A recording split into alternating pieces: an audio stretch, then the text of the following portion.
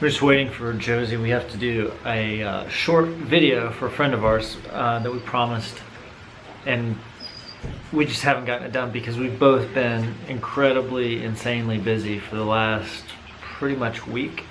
We talked about couch time in a video that we did about a week ago, and I think couch time is probably like a maybe survival tactic number one for business owners.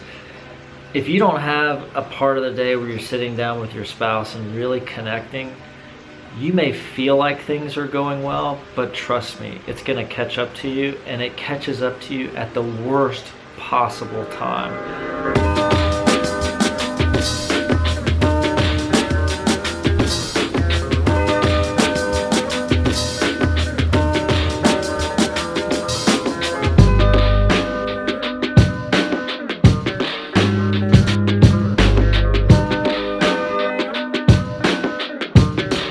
The moment when your spouse has finally had enough is also the moment when you've got like 24 hours or 48 hours to meet the biggest deadline of the year.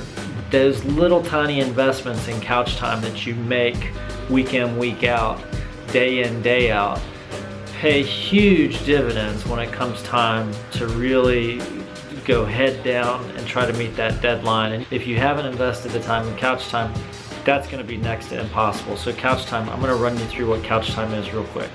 So the first rule of couch time is that it just has to be the two of you. And we make sure that the kids know we're doing couch time, and they have learned couch time means leave us alone. You might think, well, you know, that's kind of mean to tell your kids to leave you alone. Trust me, our kids love it when we do couch time. I think it makes them feel secure. I think it makes them know that, or lets them know that mom and dad love each other, and that mom and dad are a priority for each other. The kids are not the first priority. Mom and dad are the first priority, and then the kids come second.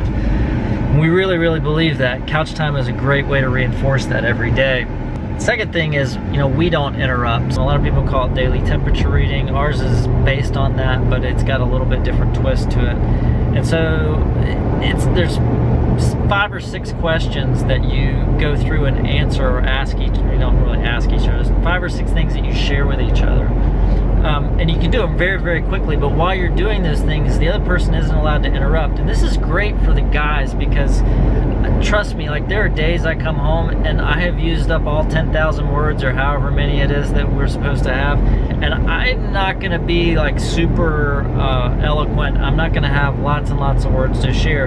And knowing that this couch time has a start and finish, like there's, for lack of a better term, an agenda for somebody who's very action driven like me, having that agenda is super, super helpful. So anyway, you can get through this in like 10 or 20 minutes, and it's huge. It really does help your marriage, but I'm gonna run through them real quick. So very first thing, you share something that you appreciate about your spouse. And the second thing is you share some piece of new information.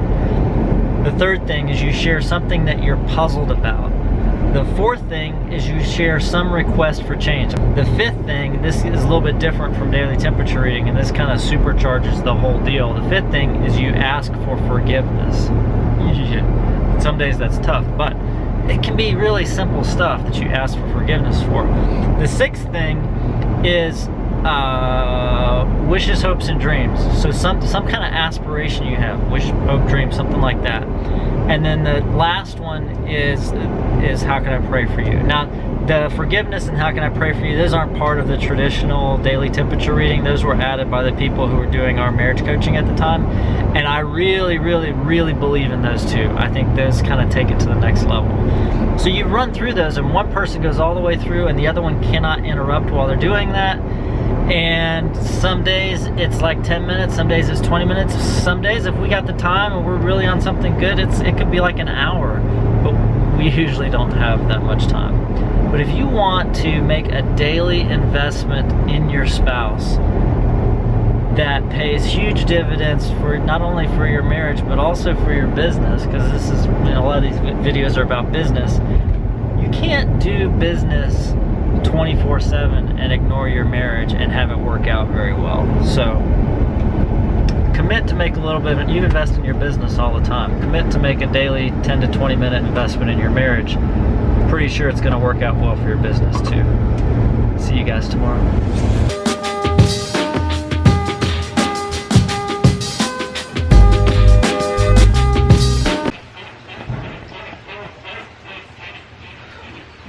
for the loud duck to go by.